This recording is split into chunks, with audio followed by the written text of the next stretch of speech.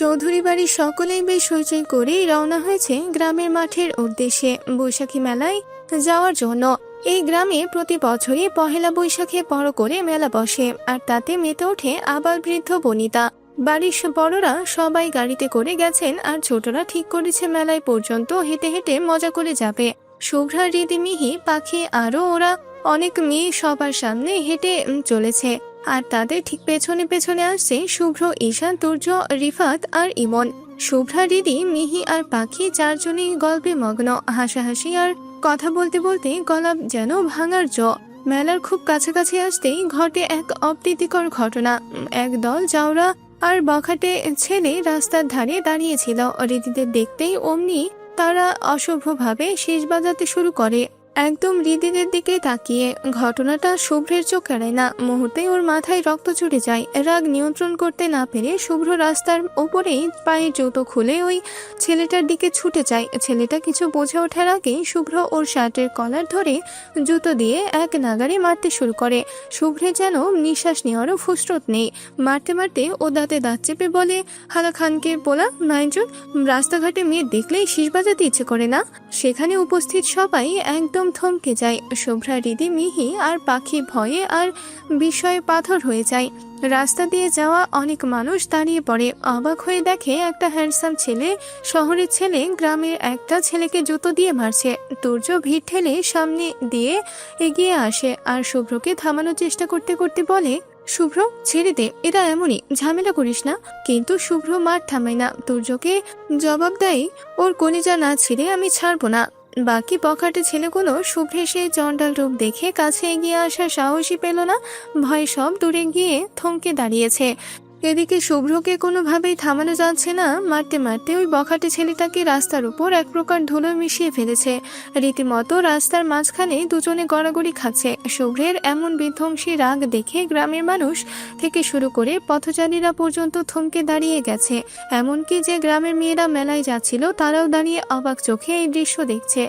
কেউ কেউ লুকিয়ে মোবাইলে ভিডিও করছে, কেউ বা আবার এই রাগী হ্যান্ডসাম ছেলেটার রূপ দেখে এর মধ্যেই ক্রাশ খেয়ে বসে আছে। অনেকে তো ছবি তুলতে তুলতে রীতিমতো হাঁপিয়ে উঠেছে। শেষে অনেকটা কষ্টে ঈশান আর রিফাত দুজন মিলে টেনে টেনে শুভ্রকে থামালো। শুভ্রের ফর্সা কপাল ঘামে একদম ভিজে একাকার, চোখ দুটো রাগে টকটকে লাল হয়ে আছে, কপালের রগগুলো রাগে ফুলে উঠছে। তবে আর ও বড় বড় নিঃশ্বাস ফেলছে। ও ক্ষোভে শুভ্রের বুকটা কামারের হাঁপুড়ের মতো উঠানামা করছে। ঈশান শুভ্রর কাঁধে হাত দিয়ে শান্ত করা সুরে বলল, বস, আপনি শান্ত হন, রাস্তার মধ্যে এইভাবে ঝামেলা করাটা ঠিক হবে না। ঈশানের কথা শেষ হতে না হতেই চারপাশে জমে থাকা মানুষের ভিড় থেকে গুঞ্জন শুরু হয়ে গেল। গ্রামের অনেক বয়স্ক আর সাধারণ মানুষরা নম্র স্বরে সমস্বরে বলতে শুরু করলো, একদম ঠিক কাজ হয়েছে বাবা, এই ছেলেটা যন্ত্রণায় গ্রামের কোনো মেয়ে শান্তিতে পথে চলতে পারে না, রাস্তাঘাটে মেয়ে দেখলে কুৎসিত ইশারা করে শীষ দেয়। আজ একদম উচিত শিক্ষা হয়েছে, এই হারামিটাকে তো আরো মারা উচিত ছিল। সবাই জোরে জোরে বলা শুরু করেছে, একদম ঠিক হয়েছে। সাথে মেলায় যাওয়া গ্রামের মেয়েরাও সায় দিল। ঈশান, তুর্য, রিফাত অনেক বুঝিয়ে শুভ্রকে শান্ত করে আবার মেলার দিকে হাঁটা দিল। হৃদির তো বুকের ভেতর ড্রাম বাজছে, কি ভয়াবহ রাগ শুভ্রের! আল্লাহ, এই রাগী হিটলার নাকি তার হবু জামাই, তারে যদি একবার ভুলেও এভাবে মারে সে তো নির্ঘাত শেষ। এই সব 7-5 ভাবতে ভাবতেই তারা মেলার ভেতরে চলে আসলো। চারিদিকে ভাজা পোড়া খাবারের গন্ধে মমা করছে, হাজারো দোকানে মেলা একদম জমজমাট। রীতি আর শুভ্রা তো মেলায় ঢুকে এক দৌড়ে একটা কসমেটিক্সের দোকানে চলে আসলো। মিহি আর পাখি গেল অন্য দোকানে, তাদের পিছনে পাহারা দিতে গেল তুর্য আর রিফাত। এদিকে রিদি আর শুভ্রার পিছনে জমদূতের মতো ঈশান আর শুভ্র দাঁড়িয়ে আছে। রিদি তো দোকানে ঢুকে প্রথমেই একজোড়া সুন্দর মাথার টিকলি পছন্দ করে ফেলল। সে দোকানের আয়নার সামনে দাঁড়ালো টিকলিটা ধরে পরে দেখার জন্য। খুব যত্ন করে টিকলিটা কপালে বসানোর চেষ্টা করছে, কিন্তু আয়নাটা একটু উঁচুতে হয় সে কিছুতেই ঠিকঠাক করতে পারছে না। ওর মনে হচ্ছে একবার লাফ দিয়ে পড়ে ফেলে, কিন্তু চারপাশে এত মানুষ দেখে সেই সাহসও পাচ্ছে না।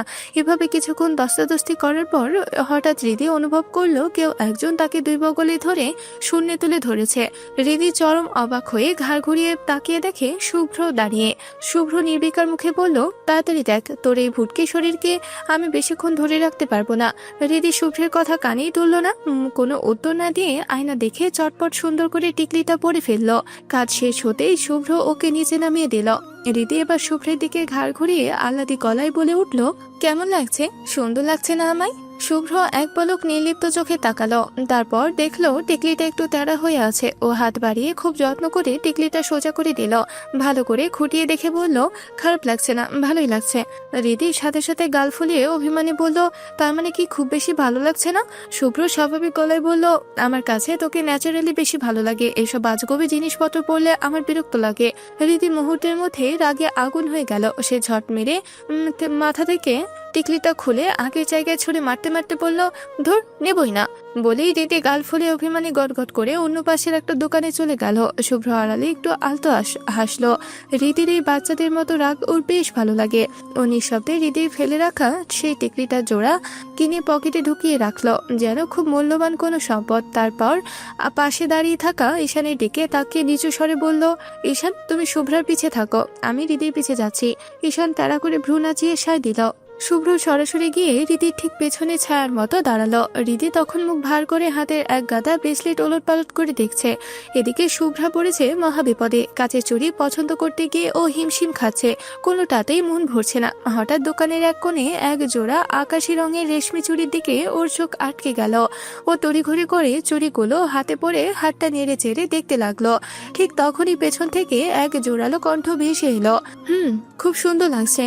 শুভ্রা চমকে ঘাড় ঘুরিয়ে দেখলো ঈশান দাঁড়িয়ে। ও নিজের হাতটা ঈশানের চোখের সামনে নাচিয়ে উৎসুক হয়ে বলল, সত্যি ঈশান ভাইয়া, ভালো লাগছে তো?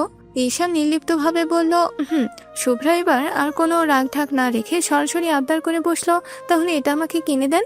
ঈশান একটু ভেবাচাকা খেয়ে আমতা আমতা করে বলল, আমি? শুভ্রা ঠোঁট উল্টে অসহায় ভঙ্গিতে বলল, হ্যাঁ, ভাইয়া তো আমাকে ফেলে ওদিকে চলে গেল, আর আমার কাছে তো এখন টাকা নাই।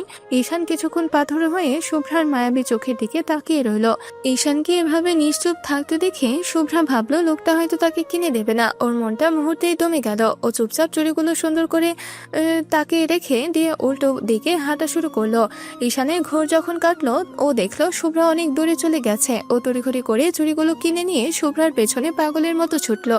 এদিকে শুভ্রা অভিমানে মুখ কালো করে মেলার ভিড়ে ঠেলে যেদিকে চোখ যায় সেদিকেই হারছে। পেছন থেকে ঈশান বারবার ডাকছে, শুভ্রা, শুভ্রা বলে গলা ফাটিয়ে ডাকছে, কিন্তু অভিমানী শুভ্রা একবারও পেছনে তাকাচ্ছে না। ঈশান অনেক কষ্টে ভিড় ঠেলে দৌড়ে শুভ্রার সামনে গিয়ে পথ আগলে দাঁড়ালো। তারপর একটু মেকি রাগ দেখিয়ে বলল, কখন থেকে ডাকছি, কানে কি তুলা দিয়েছ, শুনতে পাও না? শুভ্রা ওর দিকে একবার অবহেলা চোখে তাকিয়ে কোনো জবাব দিল না। ও পাশ কাটিয়ে আবারও গটগট করে হাঁটা দিল। শুভ্রার এই অবহেলা দেখে ঈশানের কপালে চিন্তার ভাঁজ আরো স্পষ্ট হয়ে উঠল। ঈশান শুভ্রার ঠিক পেছনে পেছনে হাঁটতে হাঁটতে একটু তেড়া সরে বলল, এই যে মহারানী, আমার কাছে কিন্তু এত রাগ মোটেও পছন্দ না। শুভ্রা তবুও কোনো উত্তর দিল না। গাল দুটো বেলুনের মতো ফুলিয়ে নিজের মেজাজে গটগট করে সামনের দিকে হেঁটে যেতে লাগলো। মেলার ভিড় কাটিয়ে একটু ফাঁকা মতো জায়গায় আসতেই ঈশান এক লাফে সামনে গিয়ে দাঁড়ালো। তার পকেট থেকে চুরির প্যাকেটটা বের করে শুভ্রার চোখের সামনে ধরে বলল, এই নেন আপনার চুড়ি, এখন দয়া করে রাগটা ভাঙুন তো। আকাশি রঙের চুড়িগুলো দেখে শুভ্রার চোখে কোণে খুশির ঝিলিক খেলে গেলেও পরক্ষণেই মুখটা শক্ত করে ফেললো আবারও। ও জেদ দেখিয়ে ঈশানের হাতে চুড়িগুলো ঠেলে দিয়ে বলল, লাগবে না, রেখে আসেন যেখানে ছিল। ঈশান এবার সত্যি বেশ বিরক্ত হলো। কিছুক্ষণ আগে এই চুড়িগুলোর জন্য মেয়েটা প্রায় কেঁদেই দিচ্ছিল, আর এখন কেনার পর বলছে লাগবে না। ঈশান এবার আর কোনো কথা না বাড়িয়ে বেশ সাহসের সাথে শুভ্রার নরম হাতটা খপ করে ধরে ফেললো। শুভ্রা বেশ চমকে গিয়ে হাত ছাড়ানোর চেষ্টা করতে ঈশান আরো শক্ত করে ধরলো। তারপর এক হাতে চুড়ির প্যাকেট ছিঁড়ে একটা একটা করে রেশমি চুড়ি শুভ্রার হাতে পরিয়ে দিতে দিতে গম্ভীর কিন্তু মায়াবী স্বরে বলল, এই নাও, পরিয়ে দিয়েছি, এখন তুমি এগুলো ভেঙে ফেলবে নাকি ফেলে দিবে নাকি ফেরত দিয়ে আসবে সেটা তোমার ইচ্ছে, কিন্তু দয়া করে এইভাবে রাগ করে থেকো না। ঈশানের তপ্ত হাতে স্পর্শ আর ওর চোখের ওই স্থির চাহনিতে শুভ্রা একদম দমে থমকে গেল। ওর সারা শরীরে যেন বিদ্যুৎ খেলে গেল। ও আর নিজেকে ছাড়ানোর চেষ্টা করলো না, বরং স্থির হয়ে দাঁড়িয়ে রইল। ঈশান যখন পরম মমতায় ওর ফর্সা হাতে আকাশে চুড়িগুলো পড়াচ্ছিল, শুভ্রার মনে হলো সব অভিমান যেন ওই রেশমি সুতোর টানে কোথাও হারিয়ে যাচ্ছে। মেলায় হাজারো শোরগোলের মাঝেও শুভ্রা শুধু ঈশানের নিঃশ্বাসের শব্দ শুনতে পাচ্ছিল। চুড়িগুলো পরার শেষ হলে শুভ্রা মাথা নিচু করে নিজের হাতের দিকে তাকিয়ে রইল। ও ঠোঁটের কোণে তখন এক অজানাই এক চিলতে হাসি ফুটে উঠল। এদিকে রীতি রাগ করে একবার এই দোকান তো একবার ওই দোকানে হুটহাট করে যাচ্ছে, আর তার ঠিক পিছে পিছে পকেটে 2 হাত ঢুকিয়ে ছায়ার মতো শুভ্র হেঁটে বেড়াচ্ছে। এক পলকের জন্য ও রীতির পিছু ছাড়ছে না। রীতিও আসলে ইচ্ছে করে এমনটা করছে। আর শুভ্রকে এভাবে মেলা জুড়ে নাকে খত দিয়ে ঘোরাতে ওর ভীষণ ভালো লাগছে। এক সময় শুভ্র সত্যি বিরক্ত হয়ে কপালে ভাঁজ ফেলে বলল, কিছু কিনলে কিন, না কিনলে চল এখান থেকে। রীতি ঠোঁট বাঁকিয়ে অবহেলা সুরে বলল, নিজেও তো পারেন কিছু কিনে দিতে, নাকি কিপটামি করবেন? ও হো, ভুলেই তো গিয়েছিলাম, আপনি তো একটা কিপটোস। শুভ্র দাঁতে দাঁত চেপে রাগে ফেটে পড়ে বলল, ফালতু কথা একদম বলবি না, থাপ্পড় দিয়ে দাঁত ফেলে দিব। কি নিবি বল, আমি কিনে দিচ্ছি। রীতি একটু না দমে ফিক করে হেসে দিয়ে বলল, দাঁত কিনে দেন, কারণ আপনি এ পর্যন্ত থাপ্পড় দিয়ে দাঁত ফেলে দিব বলতে বলতে আমার সব দাঁত ফেলেই দিয়েছেন, এখন নতুন করে দাঁতে কিনে দেন। শুভ্রের মুখে স্পষ্ট বিরক্তির ভাঁজ ফুটে উঠল। ও মনে মনে ভাবছে এই মেয়েটাকে নিয়ে আর পারা গেল না। এদিকে শুভ্রের এমন নাজেহাল অবস্থা দেখে রীতি মনে মনে বেশ মজা নিচ্ছে। শুভ্র একটা লম্বা দীর্ঘশ্বাস ফেলে নিজেকে সামনে নিয়ে বলল, ফাজলামি বাদ দিয়ে কিনিবি তাড়াতাড়ি নিয়ে। রীতি এবার একটু ভাব নিয়ে একটা চুরির দোকানের সামনে গিয়ে দাঁড়ালো। শুভ্র ওর পেছনে দাঁড়িয়ে গম্ভীর মুখে হাত ঘড়ির দিকে তাকাচ্ছে, যেন ধৈর্যের বাঁধ ভেঙে যাচ্ছে। রীতি আর চোখে শুভ্রকে একবার দেখে নিয়ে মনে মনে হাসলো। আজও এই হিটলারকে ও মেলা ঘুরিয়ে ছাড়বে। মেলার ভিড় আর হইচইয়ের মাঝে ওদের এই খুনসুটি যেন এক অন্য রকমের মাত্রা যোগ করলো। শুভ্রর কপালে বিন্দু বিন্দু ঘাম জমলেও রীতির দিকে তাকিয়ে সে চোখ সরাচ্ছে না, যেন এক মুহূর্ত চোখের আড়াল করলেই রীতি কোনো নতুন ঝামেলা পাকিয়ে বসবে। মেলার ভিড় আর শোরগোলের মাঝেই হঠাৎ শুভ্রের ফোনে একটা কল এলো। স্ক্রিনে অফিসের ম্যানেজারের নাম্বার ভেসে উঠতেই শুভ্রর বিরক্তির সীমা রইল না। ও কপালে ভাঁজ ফেলে তড়িঘড়ি করে ফোনটা পকেটে ভরল। পরক্ষণে কোনো কথা না বলে রীতির হাতটা খপ করে ধরে ফেলল। রীতি কিছু বুঝে ওঠার আগেই শুভ্র তাকে টানতে টানতে ভিড় ঠেলে রাবেয়া, এহসান, ইমন আর সাহিরা চৌধুরীর কাছে নিয়ে গেল। মুরব্বীদের কাছে রীতিকে এক প্রকার সোপর্দ করে দিয়ে শুভ্র তপ্ত চোখে রীতির দিকে তাকিয়ে কড়া গলায় বলল, শোন, অফিস থেকে জরুরি কল আসছে, কথা বলার জন্য আমাকে একটু দূরে যেতে হবে। তুই আম্মু আর ফুপিদের সাথেই থাকবি। খবরদার, এখান থেকে যদি এক পা নড়িস তবে তোর পা একদম গুঁড়ো করে ফেলবো। কথাটা বলেই রীতি কোনো উত্তরের উতোয়াক্কা না করে শুভ্র ঝড়ের বেগে মেলার ভিড়ের মাঝে মিলিয়ে গেল। রীতি একদম অসহায় আর করুণ চোখে সেদিকে তাকিয়ে রইল। ও আম্মু আর মামিরা তখন মহাব্যস্ত থালা বাসন আর হাঁড়ি পাতিলের দোকানের দরদাম নিয়ে। রীতি মনে মনে গালি দিল, ধুত্তর, আসলাম মেলায় ঘুরতে, মজার মজার খাবার খেতে, আর এখন আমাকে পাহারা দিতে হচ্ছে এই অ্যালুমিনিয়ামের হাঁড়ি পাতিল। ওর মনটা মুহূর্তেই তিতা হয়ে গেল।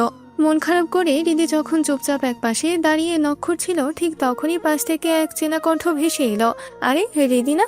রীতি মুখ তুলে তাকাতেই দেখলো সামনে রাসেল দাঁড়িয়ে। রাসেল রীতিকে আপাদমস্তক একবার দেখে নিয়ে মুগ্ধ স্বরে বলে উঠল, ওয়াও, শাড়ি পরেছো, তোমাকে তো আজ দারুণ মায়াবী লাগছে রীতি। রাসেলকে এই মেলায় দেখে রীতি বেশ অবাকও হলো। ও হালকা একটু ম্লান হেসে সৌজন্যের খাতিরে বলল, থ্যাংক ইউ ভাইয়া, আপনি এখানে? রাসেল হেসে উত্তর দিল, অবাক হচ্ছ তো? আসলে প্রতিবারই আমি এই মেলায় আসি, কিন্তু এবার এসে যে হুট করে যে তোমার দেখা পেয়ে যাব ভাবতেও পারিনি। তা তুমি মেলায় না ঘুরে মন মরা হয়ে মরা মানুষের মতো এখানে একলা দাঁড়িয়ে আছো কেন? বাকিরা কই? শুভ্রা, মিহি, পাখি, ওরা সব কোথায়? রীতি এক মুহূর্তের জন্য শুভ্রের দেওয়া সেই রক্তচক্ষু আর হাড় গুঁড়ো করার হুমকির কথা ভাবলো। তারপর মুখটা আরো ভার করে নিচু স্বরে বলল, ওরা যে কোন দিকে ঘুরতে গেছে আমি নিজেও জানি না। রাসেল বেশ উৎসাহী গলায় বলল, ও আচ্ছা, একলা দাঁড়িয়ে থেকে লাভ নেই, চলো আমি তোমাকে পুরো মেলাটা ঘুরিয়ে দেখাচ্ছি। রীতি আটকে উঠে সাথে সাথে আমতা আমতা করে বলল, না না ভাইয়া, আমি ঠিক আছি, আমার ঘুরতে হবে না, আমি এখানেই থাকি। কিন্তু রাসেল যেন শোনার মতো ছেলেই না। সে রীতির কোনো উত্তর, ওজোর আপত্তি বা দ্বিধার তোয়াক্কা না করেই ওর হাতটা খপ করে ধরে ফেললো। হাতের শক্ত মুঠোয় রীতিকে এক প্রকার হ্যাঁচকা টান দিয়ে বলল, আরে চলো তো, মেলায় এসে এভাবে মূর্তির মতো দাঁড়িয়ে থাকতে আছে নাকি? রীতি এবার সত্যিই ঘাবড়ে গেল। শুভ্রের সেই রক্তচক্ষু আর পা গুঁড়ো করে দেওয়ার হুমকিটা ওর চোখের সামনে সিনেমার মতো ভাসছে। ও ছটফট করে হাত ছাড়ানোর চেষ্টা করতে করতে করতে বলল, না না ভাইয়া, আমি যাব না, হাত ছাড়েন প্লিজ, আম্মু আমাকে কোথাও যেতে দিবে না। রাসেল এবার মোক্ষম চাল চাললো। সেই সরাসরি রাবেয়া এহসানের দিকে তাকিয়ে বেশ বিনয়ের সাথে বলল, খালা, রিদি তো এখানে একলা মন খারাপ করে দাঁড়িয়ে আছে, আমি ওকে একটু মেলাটা ঘুরিয়ে নিয়ে আসি, বেশিক্ষণ লাগবে না, কথা দিচ্ছি একটু পরেই ফেরত দিয়ে যাব। রাবেয়া এহসান তখন হাঁড়ি পাতিলের দরদামে মগ্ন। তিনি রাসেলের দিকে একবার তাকিয়ে আশ্বস্ত হয়ে বললেন, আচ্ছা বাবা, নিয়ে যা, তবে সাবধানে, মেলায় যা বখাটে ছেলেদের ভিড়, দেখিস আবার কোনো অঘটন যেন না ঘটে। মায়ের কাছে থেকে গ্রিন সিগন্যাল পেয়ে রীতি এবার একদম কুকড়ে গেল। ও আবার না যাব না বলে রাসেলের শক্ত মুঠো থেকে হাত ছাড়ানোর আপ্রাণ চেষ্টা করলো, কিন্তু রাসেলের গায়ের জোরের কাছে ও পেরে উঠল না। রাসেল এক প্রকার জোর করে ওকে ভিড়ের গহীনে টেনে নিয়ে রওনা দিল। রীতি শুধু মনে মনে দোয়া পড়তে লাগলো, শুভ্র যেন এই দৃশ্য কোনোভাবেই না দেখে ফেলে। দেখলেই মেলায় আজ হুলস্থুল কাণ্ড ঘটে যাবে সবার সামনে। চারপাশে মেলার তীব্র হট্টগোল, ধুলোবালি আর মানুষের ঠেলাঠেলি, তার মাঝে রিদি অনিচ্ছা সত্ত্বেও রাসেলের সাথে সামনের দিকে এগোতে লাগলো। রাসেলের শক্ত হাতের ধরাই রিদির কবজিটা লাল হয়ে উঠেছে, কিন্তু রাসেলের সেদিকে বিন্দুমাত্র খেয়াল নেই। সে রিদিকে নিয়ে মেলার জাঁকজমকপূর্ণ অংশটার দিকে ভিড় ঠেলে অদৃশ্য হয়ে গেল। শুভ্র মেলা থেকে খানিকটা দূরে একটা বড় বটগাছের নিচে নিরিবিলি ঘেরা ছায়া ঘেরা জায়গায় এসে দাঁড়ালো। মেলার হট্টগোল এখানে বেশ অস্পষ্ট শোনা যাচ্ছে। ও গম্ভীর মুখে পকেট থেকে ফোন বের করে ম্যানেজারকে কল দিল। শুভ্রের গলার স্বরে এক মুহূর্তে অফিসের বসে সেই রাশভারী ব্যক্তিত্ব ফুটে উঠল। কয়েক সেকেন্ডের মধ্যে রিসিভ হলো কল। ম্যানেজার উপাস থেকে বেশ বিনয়ের সাথেই সালাম দিয়ে বলল, আসসালামু আলাইকুম স্যার, ডিস্টার্ব করার জন্য দুঃখিত, তবে একটা জরুরি খবর ছিল। শুভ্র একদম নির্লিপ্ত গলায় বলল, ওয়ালাইকুম আসসালাম, কাজের কথা বলেন। ম্যানেজার হাসি মুখে বলল, স্যার সব পেপারস রেডি, খুশির খবর হলো অফিসের ওই বড় ডিলটা ফাইনাল হয়ে গেছে, ওরা আমাদের প্রস্তাবে রাজি। শুভ্রের মুখে কোনো বাড়তি উচ্ছ্বাস নেই, একদম পেশাদার ভঙ্গিতে বলল, দ্যাটস গুড, তাহলে নেক্সট প্রসেস কি? ম্যানেজার এবার একটু ইতস্তত করে বলল, স্যার এই প্রজেক্টের কন্ট্রাক্ট সাইন করার জন্য আপনাকে একবার সশরীরে দেশের বাইরে যেতে হবে, ওরা আপনার উপস্থিতি যাচ্ছে। শুভ্র ভ্রুকুচকে একটু গম্ভীর স্বরে জানতে চাইল, লোকেশন কোথায়? ম্যানেজার উত্তর দিল, বস, কুয়েত যেতে হবে আপনাকে, ওরা সব অ্যারেঞ্জমেন্ট করে রাখছে। শুভ্র কিছুক্ষণ চুপ থেকে ঠান্ডা মাথায় পরিস্থিতিটা চিন্তা করলো, তারপর শান্ত গলায় বলল, ঠিক আছে, সব পেপারস রেডি রাখো, আমি ফিরে এসে চেক করেই ডেট জানাবো। কথা শেষ করে শুভ্রের মুখে চরম বিরক্তির ছাপ স্পষ্ট হয়ে উঠল। মনে মনে ভাবলো, এই ব্যবসা যত বেশি লাভজনক ঠিক ততটাই যন্ত্রণার। ডিল ফাইনাল করার জন্য কোথায় কোথায় দেশের বাইরে যেতে হয়, জাস্ট বিরক্তিকর। শুভ্র পেছনের বটগাছের গড়িতে পিঠ থেকে কিছুক্ষণ দাঁড়িয়ে রইল। নিজের বিরক্তিটা সামাল দিতে বুড়ো আঙুল দিয়ে কপালের একবার হালকা করে চৌকিয়ে নিল। একটা দীর্ঘশ্বাস ফেলে ফোনটা পকেটে ভরে ও আবার মেলার হট্টগোলের দিকে হাঁটতে শুরু করলো। মেলার ভিড় ঠেলে শুভ্র সরাসরি রাবেয়া ইহসানের সামনে গিয়ে দাঁড়ালো, কিন্তু সেখানে পৌঁছতে ওর চল শক্ত হয়ে এলো। চোখের দৃষ্টি ধারালো হয়ে উঠল। রীতিকে ঠিক যেখানে পাথরের মতো দাঁড়িয়ে থাকার নির্দেশ দিয়ে গিয়েছিল সেখানে রীতি নেই। শুভ্র চারপাশটা একবার তীক্ষ্ণ চোখে দেখে নিল, কিন্তু মেলার এই উপচে পড়া ভিড়ে রীতির কোনো চিহ্নই খুঁজে পেল না। শুভ্র গলা স্বর যতটা সম্ভব স্বাভাবিক রেখে রাবেয়া এহসানের উদ্দেশ্যে জিজ্ঞেস করলো, ফুপি, রিদি কই? রাবেয়া এহসান তখনও দোকানের একটা মাটির পাত্র হাতে নিয়ে পরীক্ষা করছিলেন। শুভ্রের প্রশ্ন শুনে তিনি মুখ তুলে চশমাটা ঠিক করে নিয়ে উত্তর দিলেন, এসেছিস বাবা? আসলে তুই যাওয়ার পর মেয়েটা মন খারাপ করে একলা দাঁড়িয়েছিল, তো পরে হঠাৎ রাসেল আসলো, আর রাসেলই ওকে একটু মেলা ঘুরিয়ে দেখানোর জন্য নিয়ে গেল। শুনেই শুভ্র পুরো শরীর যেন মুহূর্তে শক্ত হয়ে গেল। রাসেলের নামটা শুনতেই ওর হাতের মুঠি পাকিয়ে এলো। রীতি যে ওর কথা অমান্য করে রাসেলের সাথে গেছে তা ভেবেই ওর মেজাজ একদম তুঙ্গে চড়ে গেল। শুভ্র আর এক মুহূর্ত সেখানে দাঁড়ালো না। কোনো কথা না বলে রাগে ফুঁসতে ফুঁসতে ও ভিড়ের দিকে পা বাড়ালো রীতি আর রাসেলকে খুঁজে বের করার জন্য। আজ যে একটা বড়সড় ঝামেলা হবে তা ওর গম্ভীর মুখ দেখে বোঝা যাচ্ছে। এই গল্পের পরবর্তী অংশ আমাদের নতুন চ্যানেলে আপলোড হয়ে গেছে। এই গল্পের পরবর্তী অংশের লিংক কমেন্ট বক্সে পিন করে দেওয়া হয়েছে। সবাই লিংকে ক্লিক করে এই গল্পের পরবর্তী অংশ দেখুন। আর সবাই আমাদের চ্যানেলটিকে সাবস্ক্রাইব করে পাশে থাকবেন। আর যারা এখনো কমেন্ট বক্সে লিংক পাননি, একটু অপেক্ষা করুন। এই ভিডিওর ওপরে গল্পগুলো ভেসে উঠবে, সেখান থেকে ক্লিক করে গল্পগুলো দেখে নিতে পারবেন। ধন্যবাদ সবাইকে।